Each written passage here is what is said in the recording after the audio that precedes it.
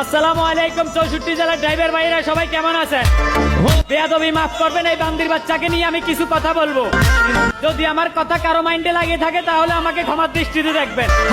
আর ওই বান্দির বাচ্চা আলামিন না, ভিডিও বানাস বান্দরের লগে, ঘুমাস কুত্তার লগে, খাস গাছা বানাস ফানি ভিডিও ঘুরত জঙ্গলে। তোকে আবার মহাসড়কে ড্রাইভার অফিসে লাগতে কইছে কে? তুই নেশা করে ভিডিও বানাস তাই বলে কি সবাইকে নেশা খোর বাবা? তুই নেশা করে কখনো বরস ডাস্টবিনে, কখনো বরস ময়লা কাদাতে, কখনো বরস আবার ড্রেনে। এই কারণে এখন কাজ করে না তোর ব্রেইনে। বান্দির বাচ্চা শুনে রাখ, মাতাল সাইজে দুর্ঘটনা হওয়া গাড়ির সামনে 64 জেলার ড্রাইভারকে ছোট করে ভিডিও করছস। ওই গাড়ির ড্রাইভারটা কখনো সিগারেট পর্যন্ত ধরে নাই। খোঁজ নিয়ে দেখ, গাড়িটা দুর্ঘটনা হওয়ার 24 ঘন্টা আগে 24 সেকেন্ডের জন্য চোখ লাগায় নাই।